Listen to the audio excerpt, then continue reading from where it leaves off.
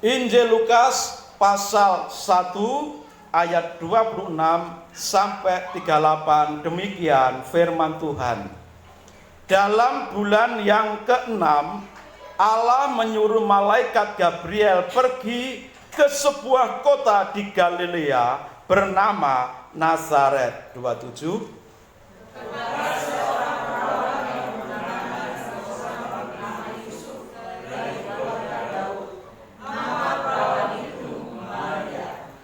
Ketika malaikat itu masuk ke rumah Maria, ia berkata, "Salam, hai engkau yang dikaruniai, Tuhan menyertai engkau." 29. Maria terkejut mendengar perkataan itu, lalu bertanya dalam hatinya, "Apakah arti salam itu?"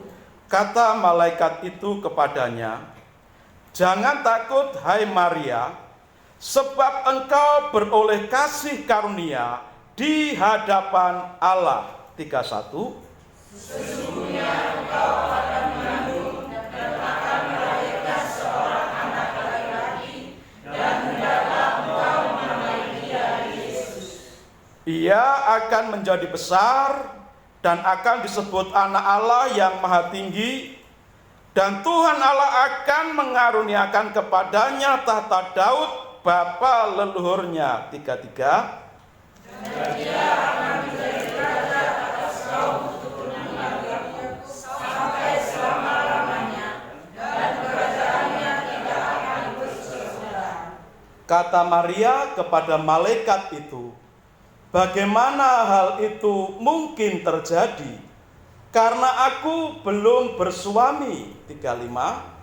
Jawab malaikat itu kepadanya, "Roh Kudus akan turun atasmu, dan kuasa Allah yang Maha Tinggi akan menaungi engkau. Sebab itu, anak yang akan kau lahirkan itu akan disebut kudus, Anak Allah. Dan sesungguhnya Elisabet sanakmu itu, ia pun sedang mengandung seorang anak laki-laki pada hari tuanya. Dan inilah bulan yang ke-6 bagi dia yang disebut mandul itu." 37. Sebab bagi Allah tidak ada yang mustahil. Kata Maria, "Sesungguhnya aku ini adalah hamba Tuhan. Jadilah padaku menurut perkataanmu itu." Lalu malaikat itu meninggalkan dia. Saya ulangi ayat terakhir. Kata Maria, "Sesungguhnya aku ini adalah hamba Tuhan. Jadilah padaku menurut perkataanmu itu." Lalu malaikat itu meninggalkan dia. Amin untuk firman Tuhan. Sidang jemaat yang dikasihi Tuhan Yesus Kristus, ya, minggu-minggu ini atau bulan ini kita semuanya sedang bersukacita dan sibuk-sibuk karena merayakan Natal. Entah sibuknya ke pasar, belanja apa yang mau dimasak, tentunya masakan spesial untuk open house. Karena kebiasaan kita, tradisi kita kan kalau Natal tanggal 25 saling berkunjung. Jadi yang mungkin baru bergabung di Bethlehem, kebiasaan kita selalu berkeliling satu rumah ke satu rumah saling mengunjungi. Ya, ini sudah menjadi dari tahun ke tahun seperti itu. Dan ini bagus sekali. Ya, ini bagus sekali karena kita semua di perantauan di tempat ini. Itu bagus sekali. Nah, saya tidak tahu di gereja lain apakah ada budaya seperti itu. Puji Tuhan, di tempat kita walaupun jumlahnya jemaat tidak banyak, tapi kita bisa merayakan seperti itu dari pintu ke pintu. Mumpung ingat juga, saya beberapa waktu yang lalu juga ditanya oleh saudara sepupu kita yang tidak seiman dengan kita. Pertanyaannya, loh kalau Yesus tahun Masehi itu tahunnya dihitung sejak Yesus lahir. Itu pertanyaan. Kalau tahun Masehi itu dihitung sejak Yesus lahir. Kenapa Yesus tidak lahir pada tanggal 1 Januari? Kalau tanggal kepercayaan lain kan dihitung, dimulai berdasarkan tanggal kelahiran tokoh mereka. Tetapi kenapa Masehi, kalender Masehi dihitung 1 Januari, tapi bukan pas lahirnya Yesus? Ada yang bisa jawab?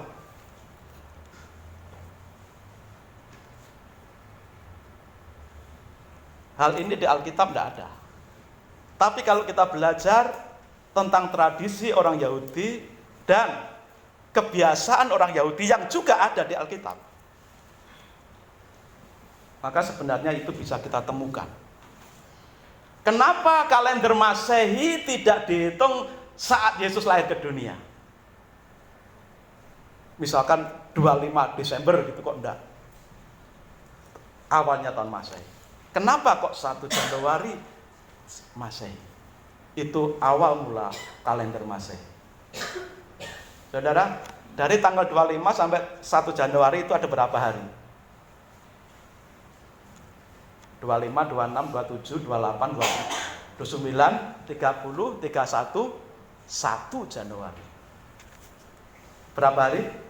8. Yesus disunat pada hari 8. Bagi orang Israel, pencatatan dari seorang yang memang walaupun dilahirkannya itu tanggal 25, tapi dicatatnya itu pas dia disunat itu. Itu sebabnya kalender Masehi dimulai 1 Januari, karena 1 Januari itulah hari ke-8 Yesus disunat. Jadi sunatnya kalau orang Jawa atau orang selain Yahudi itu kan nunggu ya sampai anaknya berani kan. Kalau orang Yahudi hari ke-8 itu disunat. Banyak alasan di sana. Kenapa hari ke-8? Oke, tapi kita tidak bahas itu. Kita akan kembali ke firman Tuhan yang kita baca tadi. Tema kita pada pagi ini, nurut Tuhan total. Apa saudara? Nurut Tuhan total. Ayatnya ayat yang ke-38 tadi.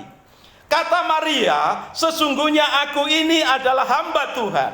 Jadilah padaku menurut perkataanmu. Garis bawahi, sesungguhnya aku ini adalah hamba Tuhan. Jadilah padaku menurut perkataanmu itu. Perkataan siapa? Perkataan malaikat Tuhan yang sedang menyampaikan firman Tuhan untuk Maria. Dengan kata lain, kalau dikatakan jadilah padaku menurut perkataanmu itu, dari sinilah tema kita pada hari ini terambil, nurut Tuhan total. Bagi Maria, hal ini sesuatu yang sangat-sangat berisiko. Bagi Maria, ini sesuatu yang sangat membahayakan bagi dirinya. Tetapi kenapa ketika malaikat Tuhan datang kepada Maria dengan menjelaskan seperti itu tadi, bahwa engkau dikaruniai daripada engkau akan mengandung dan melahirkan seorang anak, dia akan disebut Immanuel dan seterusnya. Kenapa Maria? Jawabnya malah, jadilah padaku menurut perkataanmu. Saudara sekalian, dari sini sebenarnya kita bisa belajar beberapa hal yang bisa kita teladani. Bermula dari kata sesungguhnya aku ini adalah hamba Tuhan. Kata sesungguhnya itu berarti Maria betul-betul menyadari siapa sesungguhnya dia di hadapan Tuhan. Dengan kesadaran penuh Maria mengatakan itu tadi. Jadilah padaku menurut perkataanmu. Dengan kata lain, ya Tuhan, aku nurut Engkau.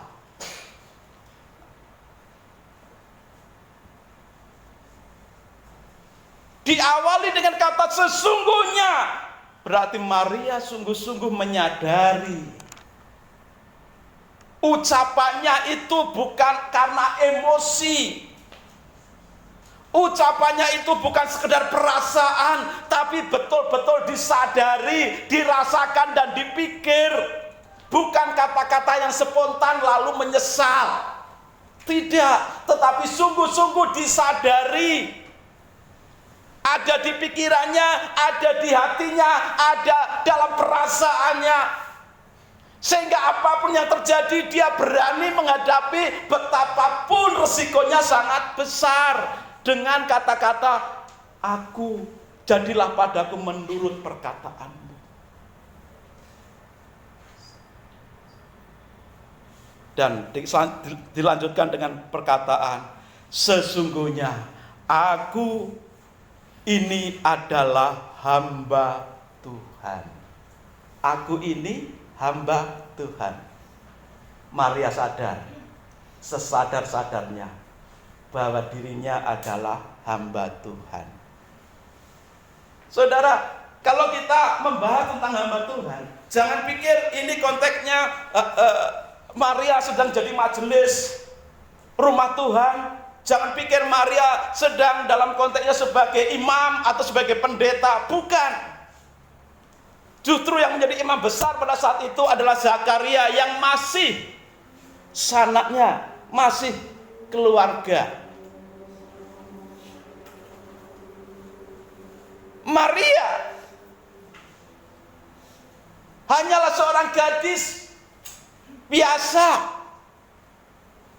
bukan pejabat bait suci, bukan. Karena dia juga belum akil balik, tidak memungkinkan. Dia umurnya belum 30 tahun, tidak memungkinkan dia menjabat satu jabatan tertentu dalam bait suci. Dan pada saat itu jabatan bait suci selain usianya harus 30 tahun ke atas, harus laki-laki. Jadi kalau Maria berkata sesungguhnya aku ini adalah hamba Tuhan, Maria sedang memposisikan dirinya sebagai orang yang percaya kepada Tuhan. Maria sedang memposisikan dirinya sebagai orang yang beriman kepada Tuhan. Seperti saudara dan saya. Mungkin saudara bisa, ya Pak Slamet kan pendeta, disebut hamba Tuhan. Tapi kalau kita melihat dalam konteks Maria ini, setiap kita yang percaya Tuhan adalah hamba Tuhan. Maria berkata sesungguhnya aku ini adalah hamba Tuhan, sedang menerima titahnya Tuhan sebagai Tuhan kita. Jadi ini diperhadapkan antara yang tidak percaya dan yang percaya Tuhan. Yang percaya Tuhan disebut hamba Tuhan, disebut umat Tuhan. Yang tidak percaya Tuhan disebut orang fasik, orang kafir, bukan umat Tuhan. Dalam konteks itulah Maria memposisikan dirinya sebagai hamba Tuhan, bukan hamba Tuhan dalam pengertian pejabat bait Tuhan, bukan. Yang menjadi pejabat bait Tuhan waktu itu jadi imam besarnya adalah Imam Zakaria. Jadi dalam hal ini Maria sedang memposisikan diri seperti saudara dan saya, sesama umat Tuhan, sesama orang yang percaya kepada Tuhan. Maka hal ini bisa menjadi pelajaran yang bagus bagi kita semuanya dalam memperingati dan merayakan Natal.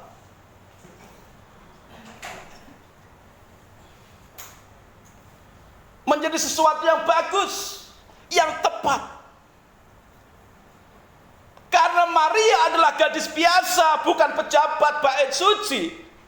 Tetapi dengan kesadaran penuh mengakui, sesungguhnya aku adalah hamba Tuhan. Sebagai hamba Tuhan, Tuhan adalah tuannya. Maka sudah selayaknya Maria, jadilah padaku menurut perkataan Tuhan. Maka aku nurut apa kata Tuhan. Istilah Jawanya nderek Gusti, abang ijo ireng nderek Gusti. Istilah lainnya ikut Tuhan, taat Tuhan, apapun yang Tuhan mau ikut Tuhan, mau dijadikan apa oleh Tuhan, ikut Tuhan. Karena percaya bahwa Tuhan itu baik, tidak pernah merencanakan kecelakaan kita.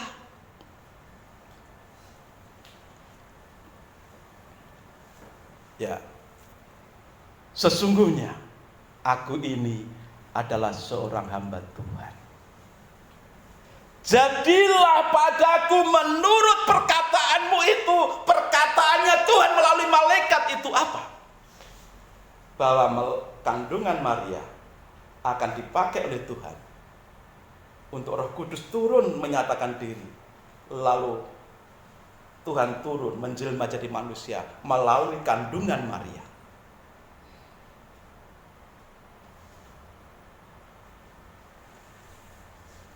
Tadi kita membaca ayat 37-nya.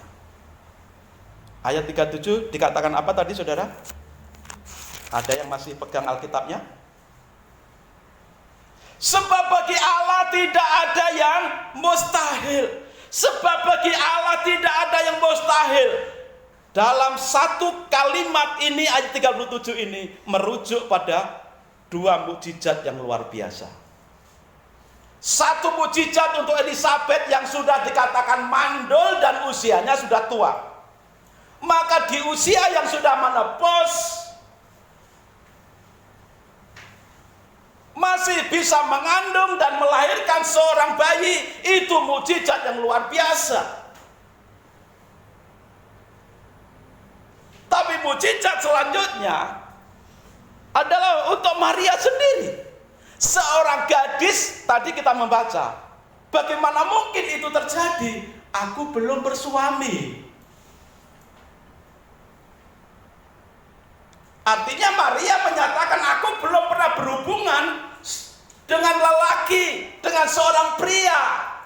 Maka dikatakan dia masih perawan, dengan jelas dikatakan, ditegaskan dan dituliskan seorang perawan. Maka Maria berani mengatakan, bagaimana mungkin? Karena aku belum bersuami. Ini mukjizat yang kedua yang terjadi dalam merangkai ayat 37. Sebab bagi Allah tidak ada yang mustahil. Yang dikatakan mandul dan usianya sudah sangat tua bisa mengandung dan melahirkan bayi.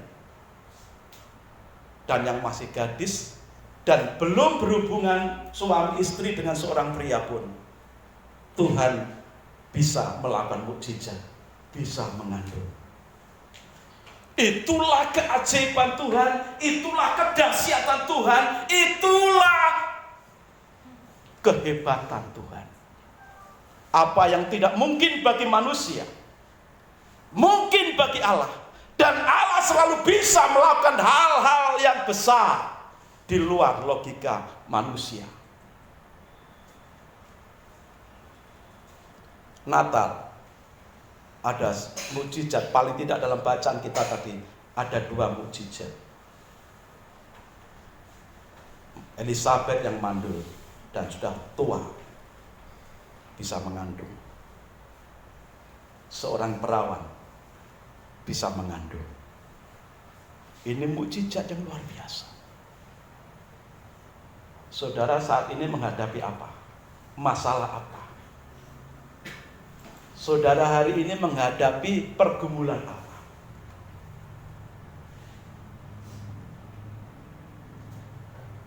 Dalam peristiwa Natal ini Tuhan menekankan ada dua mukjizat yang luar biasa.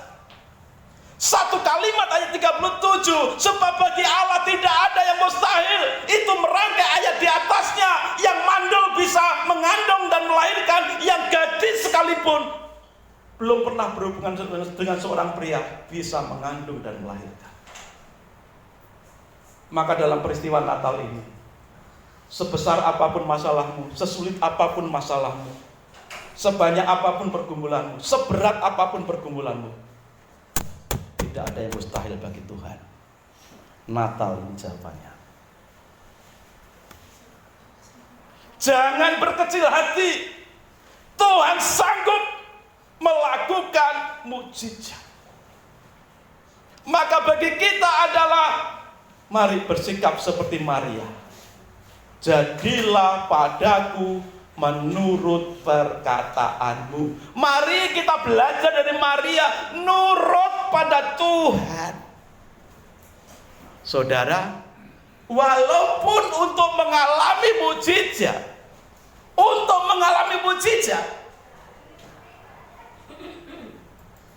harus di posisi yang sangat sulit. Elizabeth untuk mengalami mukjizat harus sampai tua mandul, dan bagi orang Israel, orang yang mandul itu seperti orang kena kutuk. Jadi Elizabeth dan Zakaria, apalagi Zakaria ini imam besar yang bertugas pada saat itu. Ini sesungguhnya saat-saat yang memalukan bagi mereka, situasi yang sangat sepanjang hidup mereka merasa tertekan seharusnya. Karena apa? Pasti ada suatu dosa. Orang Israel lain pasti langsung menghakimi, menjustis. Oh, pasti punya dosa ini, sehingga dia istrinya mandul. Ini satu beban yang berat bagi Elizabeth dan Zakaria. Tapi rupanya melalui situasi yang seperti itu, Tuhan membuat mukjizat. Saking kurang yakinnya, ketika malaikat Tuhan menjumpai Elizabeth Zakaria bahwa Elizabeth akan mengandung, ya, Zakaria kurang percaya sehingga Tuhan buat bisu. Loh, kan begitu. Selain sekian puluh tahun mengalami ya situasi yang tertekan, malu sebagai imam besar, tetapi malah istrinya mandul. Lalu ketika mukjizat itu akan terjadi, dia harus bisu sampai anaknya lahir, yaitu namanya Yohanes Pembaptis. Jadi untuk mengalami mukjizat, rupanya harus siap diposisikan, ditempatkan dalam posisi yang sangat sulit. Maria juga begitu. Resikonya sangat besar untuk mengalami mukjizat. Resikonya apa? Satu, dia masih bertunangan loh. Kalau Yusuf mengetahui, secara manusia hatinya akan marah. Walaupun Alkitab mencatat Yusuf itu orang yang saleh dan tulus hati, baik hati. Tapi Yusuf terbersit dalam pikirannya, pengen menceraikan Maria. Untungnya malaikat Tuhan datang mengingatkan Yusuf. Dan budaya orang Israel, ya, kalau orang itu mengandung bukan dengan pasangannya, bisa dirajam dengan batu sampai mati. Kalaupun sudah terlanjur menikah, bagi orang Israel ya, sudah terlanjur menikah, lalu suaminya mendapati istrinya tidak perawan lagi, itu dia istrinya bisa diseret di depan tua-tua Israel, disidangkan, lalu bisa diceraikan, ditinggalkan. Kalau kita membaca kitab Imamat, wow, seperti itu saudara. Kalau baru menikah, ya, malam itu ya mungkin ada peristiwa besar, pernikahan, perkawinan. Tiba-tiba di malam pertama didapati istrinya tidak perawan, bisa dicerai. Dan itu sah, diizinkan, ada hukumnya. Saudara, ini risiko bagi Maria loh. Satu, dirajam batu. Kalaupun sampai dinikahi, bisa diceraikan begitu saja. Kalau dua hal ini terjadi, Maria seumur hidupnya menanggung malu, dan keluarga besarnya akan menanggung malu. Ini risiko yang sangat luar biasa, yang harus dialami oleh Maria ketika mengatakan, sesungguhnya aku ini seorang hamba, jadilah padaku menurut perkataan Tuhan. Perkataan Tuhan itu perkataan yang mengandung mukjizat. Tapi untuk mengalami mukjizat, ada risiko besar, ada masalah besar yang harus siap kita hadapi, seperti Maria, seperti Elisabeth dan Zakaria. Mukjizat Natal luar biasa hebatnya dan dahsyatnya. Tetapi di sana mengandung peristiwa yang luar biasa, risiko yang besar juga. Saudara, bukan hanya dalam Natal, mukjizat-mukjizat dalam hal yang lain pun kita harus siap. Kalau kita merindukan mukjizat, kita harus siap ditempatkan dalam posisi yang tidak enak. Sadrak, Mesak, Abednego dimasukkan di dapur api, dipanaskan 7 kali lipat dapur apinya. Tapi mengalami mukjizat enggak? Ngalami. Untuk Sadrak, Mesak, Abednego mengalami mukjizat Tuhan, tidak mempan dibakar dalam dapur api 7 kali lipat panasnya. Itu mukjizat yang luar biasa. Tapi Sadrak, Mesak, Abednego harus siap menghadapi dapur api yang panasnya 7 kali lipat. Yunus untuk menghadapi mukjizat Tuhan, untuk mengalami mukjizat Tuhan, harus siap tinggal di perut ikan. Walaupun sebenarnya karena kesalahannya, tapi selama 3 hari bisa bertahan di perut ikan, itu suatu mukjizat yang luar biasa. Orang Israel bisa berjalan di dasaran laut yang kering, laut Teberau yang kering. Harus siap ditempatkan dalam situasi yang terjepit di depan laut Teberau yang ombaknya begitu ganas, di belakang padang gurun, dan di padang gurun itu ada tentara Firaun. Terjepit antara lautan dan pasukan Firaun. Siapa merasa terjepit di sini hari-hari ini? Tuhan akan siapkan, seperti Tuhan siapkan jalan untuk orang Israel menyeberangi laut, dan itu mustahil bagi manusia dan bagi logika manusia. Tapi Tuhan sanggup buat jalan.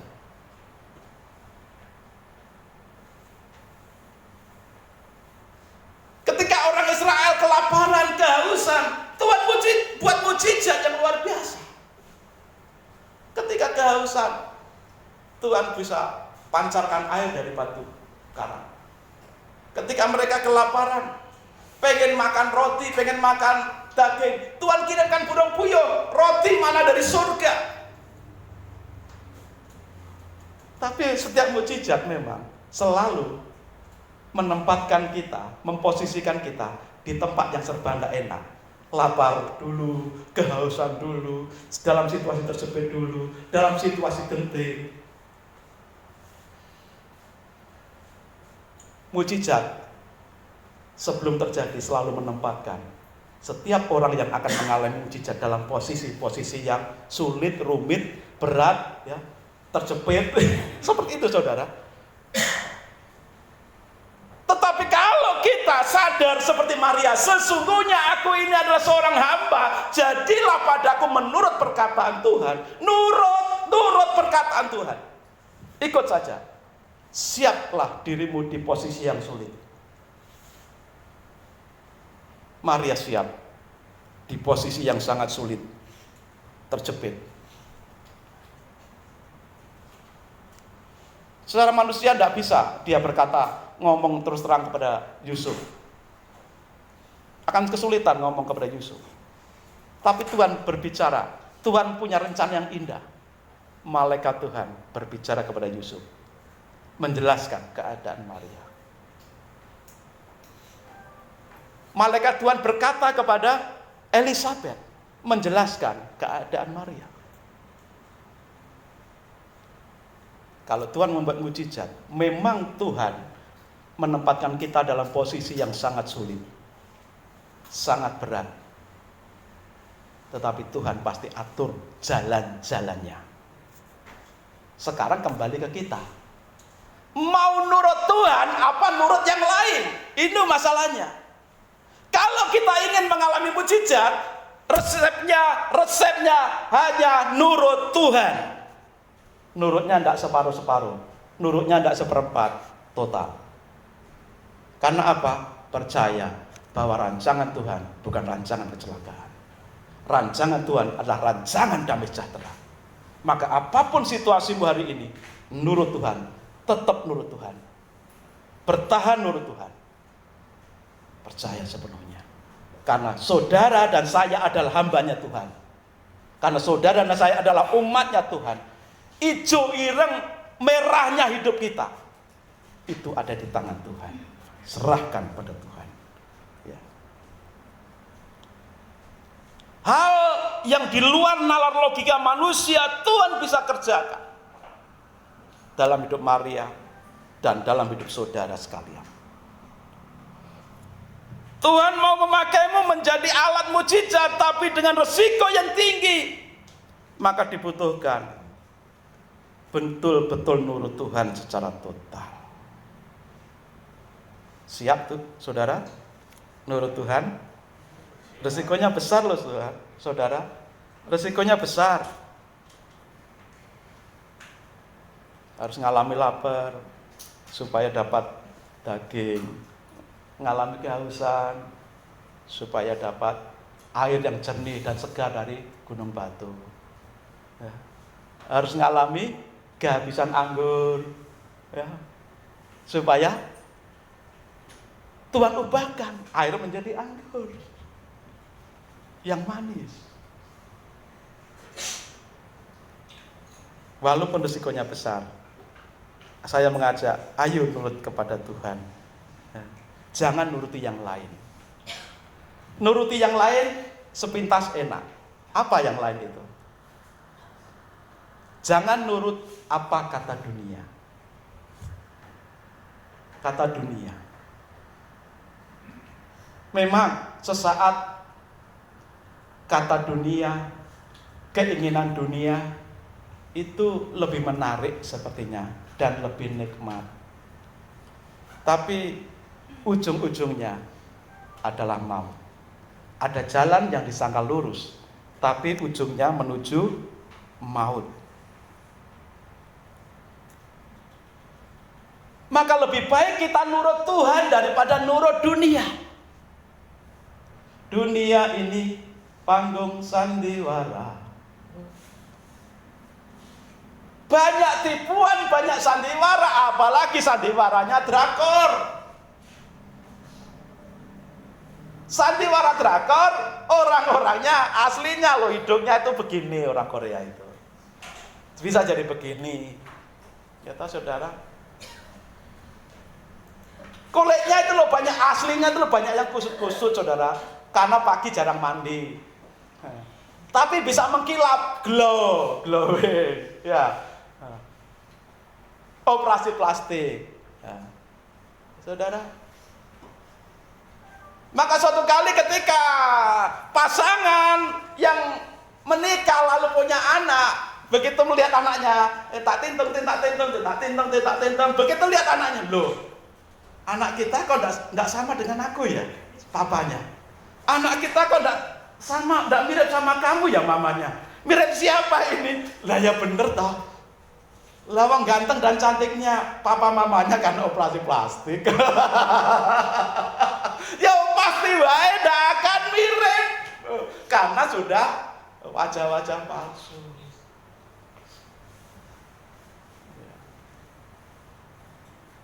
Jangan ikuti kata dunia, apapun tren dunia yang ndak, apalagi yang bertentangan dengan firman Tuhan, trennya itu jangan ikut. Kata dunia itu enak, nikmat, tapi hati-hati. Keinginan dunia seringkali menjerumuskan kita. Kita masal mengatakan, jalan yang disangka lurus, ujungnya menuju maut. Dunia seringkali hanya hanya ingin menjerumuskan kita. Maka jangan nurut apa kata dunia, nurutlah kepada Tuhan dalam hidupmu. Lalu selain nurut dunia apa lagi? Jangan nuruti keinginan matamu, nurutilah keinginan Tuhan. Nurutlah maunya Tuhan, jangan nurut keinginan matamu sendiri. Pak Slamet sopan di mata-mata nih ada. Karena keinginan mata ini seringkali menjerumuskan kita kalau kita tidak nurut Tuhan. Penyaringnya adalah nurut Tuhan. Apa yang kita lihat, keindahan dunia ini juga sudah coba oleh iblis disodorkan pada Yesus. Yesus, kalau engkau anak Allah, ayo terjunkan dirimu dari hubungan baik suci, karena malaikat akan menatang engkau, jaga engkau dari bawah sehingga kakimu tidak terantuk. Yesus, lihatlah, ini dunia, keindahan dunia ini akan kuberikan padamu kalau engkau mau menyembah aku. Iblis mencoba Yesus dengan keinginan matanya, dengan kebanggaannya secara manusia. Dan itu manusia seringkali bangga dengan dirinya sendiri, dibombong itu bangga. Suka dibombong. Sifat manusia. Lalu sifat manusia selanjutnya adalah mengikuti keinginan mata itu tadi. Apa yang nampak cantik, nampak indah, ingin direngkuhnya, ingin dimilikinya. Kalau kita tidak hati-hati, maka kita akan menuruti apapun kata mata kita, keinginan mata kita. Maka hati-hati. Maka daripada mengikuti keinginan mata kita, ikutilah, nurutlah keinginan Tuhan. Jangan nuruti keinginan dagingmu yang menjerumuskan. Keinginan mata, keinginan daging, keakuan hidup. Keinginan daging. Daging itu rasanya pengen hidup nikmat, asik, tidur-tiduran 24 jam, tidur. Kita Amsal mengatakan tidur sebentar lagi, berputar sebentar lagi, seperti pintu yang bergerak pada engselnya. Saudara tahu itu apa? Daun pintu kupu-kupu itu.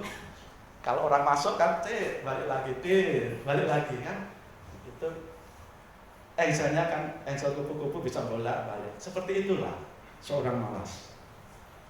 Kelihatannya bergerak tapi di tempat dan tidak ada menghasilkan apa-apa, dan itu hanya buang-buang waktu, buang-buang kesempatan, buang-buang peluang yang baik. Itulah kenikmatan daging yang menjerumuskan kita, menyesatkan kita. Tiba-tiba teman-teman kita, orang-orang lain sudah melesat maju jauh bergeraknya. Kita hanya di tempat seperti daun pintu di engselnya. Kelihatannya bergerak, tapi cuma bergerak di tempat, tidak menghasilkan apa-apa. Jangan turuti keinginan matamu, jangan turuti keinginan dunia, jangan turuti keinginan dagingmu. Turutilah Tuhan, maka hidupmu akan mengalami mukjizat Tuhan. Hidupmu akan mengalami keajaiban Tuhan. Walaupun harus di posisi yang sangat sulit, tapi mukjizat Tuhan akan menyertai kehidupanmu. Lalu, jangan juga jadi hambanya setan. Jangan nurut pada setan. Tapi setan sekarang pintar. Setan wujudnya tidak seperti wewe gombel zaman-zaman bahula. Sekarang kuasa setan itu menjelma, bekerja melalui apa saja. Keinginan mata, keinginan daging, keakuan hidup, keinginan duniawi. maka hati-hati. Nurutlah Tuhan, maka hidupmu akan mengalami mukjizat Tuhan. Sekarang mari kita tanya kepada diri sendiri. Kita periksa diri kita masing-masing hari ini, saat ini. Sampai saat ini kita lebih nurut kepada apa maunya Tuhan, atau lebih nurut kepada apa maunya mata kita, maunya daging kita, apa kita nurut kepada dunia atau nurut pada Tuhan. Di mana posisi kita hari ini? Sedang suka nurut Tuhan atau nurut setan? Sedang nurut Tuhan atau sedang nurut keinginan diri sendiri? Sedang nuruti keinginan Tuhan, rencananya Tuhan, atau sedang nuruti keinginan daging kita? Hanya saudara sendiri yang bisa jawab. Tetapi kalau ingin mengalami mukjizat Tuhan seperti Maria, resepnya nurut Tuhan. Apa kata Tuhan, ikutlah, turutilah. Apa kata firman Tuhan, ikutilah.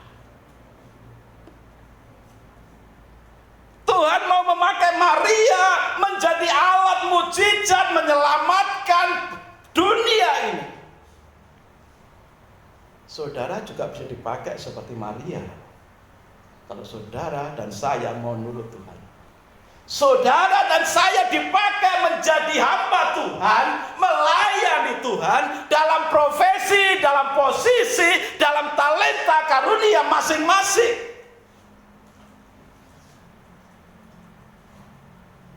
Maka dalam peristiwa Natal ini kita bisa belajar bukan hanya mukjizat, tetapi sadarilah seperti Maria juga menyadari dia siap melayani Tuhan. Ketika dia berkata, jadilah padaku menurut perkataanmu.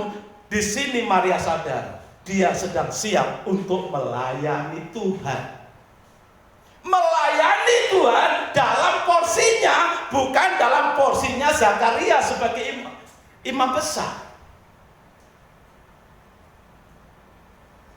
Dalam porsinya Maria, dia hanya sebagai umat yang biasa pada saat itu, tapi dipakai Tuhan untuk menyelamatkan dunia ini melalui kandungannya,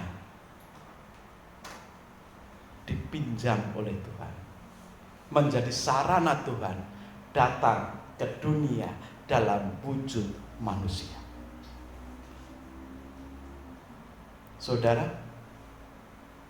Saudara dan saya bisa dipakai Tuhan lebih lagi. Dalam hidupmu, saudara bisa dipakai Tuhan sesuai takaran, sesuai karunia, talenta yang Tuhan percayakan dalam hidupmu untuk melayani Tuhan. Ayo siap melayani Tuhan. Ayo berkata, aku mau melayani Tuhan. Ayo berkata, Tuhan, aku mau nurut melayanimu. Maka kalau ada panggilan pelayanan, turutilah, taatilah. Karena Tuhan mau pakai engkau menjadi alatnya untuk melayani Tuhan. Proyektor ini kelihatannya sepele, tapi Eca sudah berani belajar. Ketika kakak-kakaknya yang mau bertugas malam, dia sambil kesini sambil ngetik, ya Eca. Dengan segala, ya kadang-kadang nggak bisa, ini bagaimana, ini bagaimana. Yang lain juga bisa ambil peranan. Inilah porsi tubuh Kristus. Tuhan mau pakai setiap kita menjadi pelayannya. Saudara tahu apa yang saudara bisa kerjakan, lakukanlah. Maka di sana akan mengalir kuasa Tuhan yang memberkati banyak orang.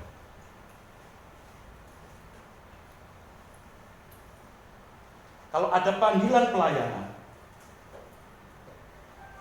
katakan seperti Maria, yes, aku mau nurut Engkau Tuhan. Saudara mau berkata yes, aku nurut Tuhan? Apa nuruti ego kita sendiri? Apa nuruti perasaan kita sendiri? Apa nuruti kepentingan diri kita sendiri? Apa lebih menuruti? Ya, kesibukan kita sendiri. Saudara bisa dipakai Tuhan menjadi saluran berkat bagi banyak orang. Maka Maria dengan kesadaran penuh berkata, jadilah padaku menurut perkataanmu. Walaupun harus bayar harga, resikonya besar. Maka Maria ketika dia berkata, jadilah padaku menurut perkataan Tuhan, perkataan. Maria sadar betul ketika dia mengatakan seperti itu, dia harus total. Total, apapun resikonya, aku mau bayar harga. Harus kehilangan waktu melayani Tuhan. Ya memang. Harus kehilangan kesempatan, mungkin dunia usaha atau pekerjaan. Iya memang harus bayar harga. Di saat enak-enak pulang kerja harus istirahat. Masih capek.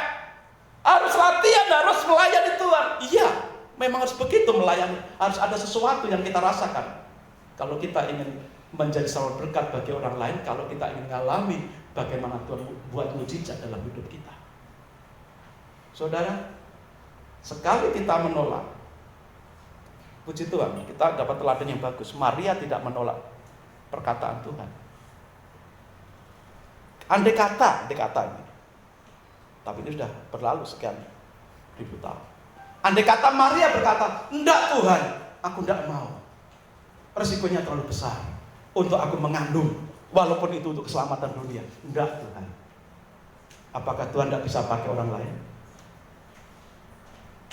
Bisa. Tuhan bisa pakai banyak cara.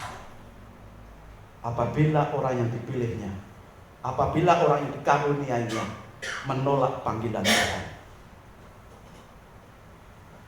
Apabila orang yang dikaruniai Tuhan, dipilih oleh Tuhan menolak panggilan pelayanan Tuhan untuk menjadi sarana mujizat menyelamatkan banyak orang, Tuhan bisa pakai orang lain. Maka dengan Tuhan jangan jual mahal. Maka dengan Tuhan jangan tawar-menawar. Maka mari kita belajar seperti Maria, nurut Tuhan total. Memang harus bayar harga. Waktu istirahat, waktu kerja, waktu menghasilkan uang, waktu macam-macam, rame-rame senang-senang dengan teman-teman, harus kita korbankan untuk melayani Tuhan. Sebab itu mari, biarlah momen Natal ini menjadi momen kesempatan bagi kita untuk kembali merefresh diri kita seperti Maria, lebih nurut Tuhan total, apapun harga yang harus dibayar. Amin saudara. Inilah yang ku punya, hati sebagai hamba yang mau taat dan setia padamu Bapa. Kemanapun ku bawa, hati yang menyembah dalam roh dan kebenaran sampai selamanya. Inilah yang ku punya, yang ku punya, hati sebagai hamba yang mau taat dan setia padamu Bapa. Kemanapun ku bawa, hati yang menyembah dalam roh dan kebenaran sampai selamanya. Inilah yang ku punya,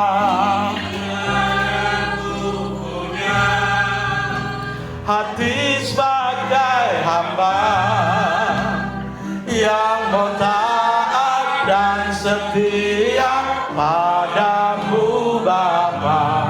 Kemanapun ku bawa, hati yang menyembah dalam roh dan kebenaran sampai selamanya. Dalam roh dan kebenaran sampai selamanya. Ku mau hidup seturut kehendak Tuhan. Ku mau memberi apa yang ku dapat berikan. Ku mau cinta Dia lebih dari semua. Ku inginkan membalas kasih-Nya. Ku mau hidup seturut kehendak Tuhan. Hidup seturut kehendak Tuhan. Ku mau memberi apa yang ku dapat berikan.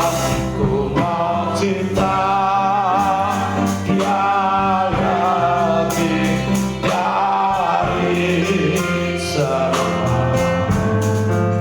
Ku inginkan membalas kasih-Nya. Saudaraku yang dikasihi Tuhan, mari kita nurut Tuhan. Mari kita hidup seturut akan kehendak Tuhan. Mari kita memberi hidup kita kepada Tuhan. Walaupun resikonya besar, harus bayar harga, tapi bersiaplah dengan segala kerelaan memberi diri kepada Tuhan, seperti Tuhan mau memberi diri kepada kita dengan turun ke dunia dalam rupa seorang manusia hamba. Haleluya.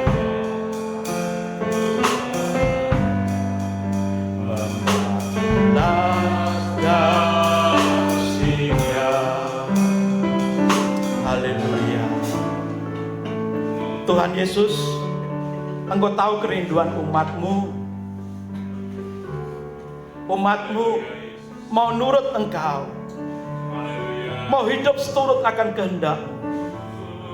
Engkau tahu umat-Mu di GCI Bethlehem mau memberi hidupnya untuk melayani Engkau, untuk menjadi saluran berkat bagi banyak orang, untuk Engkau pakai bagi kemuliaan dan kebesaran nama-Mu, walaupun harus bayar harga.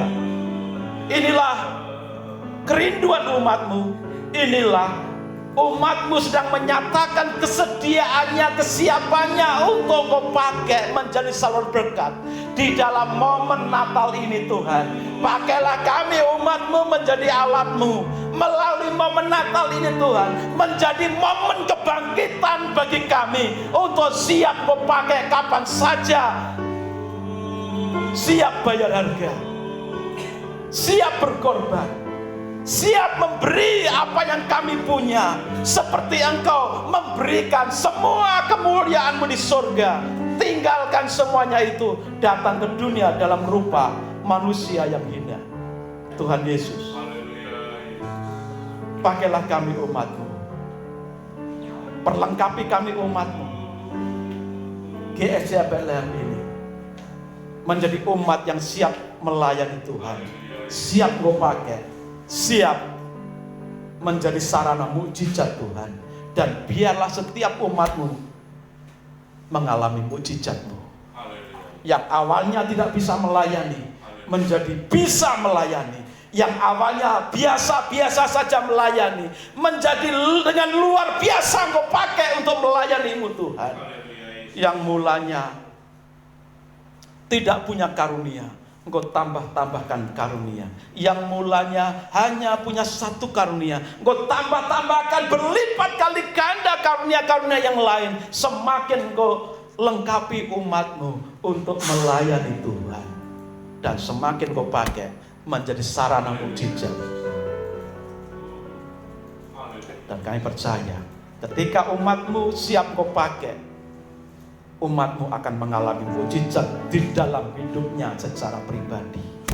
Di dalam nama Tuhan Yesus Kristus.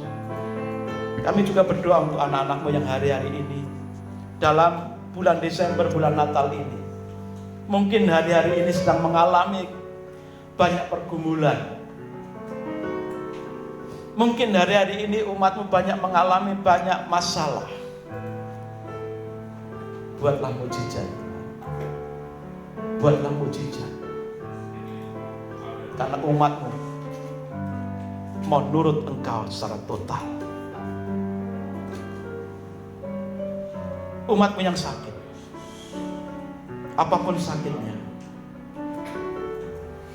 biarlah Tuhan juga buat mujizat dalam hidup umatmu di Bethlehem. Yang sakit mata mengalami mujizat kesembuhan. Yang sakit kanker, tumor, Tuhan buat mujizat dalam hidupnya. Yang mengalami sakit-sakit di persendian, di tulang belakang, di bagian kaki, di jari-jari susah digerakkan, dalam nama Yesus terjadi mujizat kesembuhan. Karena umatmu mau nurut kepada engkau secara total. Yang hari-hari ini dalam pekerjaannya menghadapi masalah, yang hari-hari ini dalam usahanya menghadapi situasi yang sulit,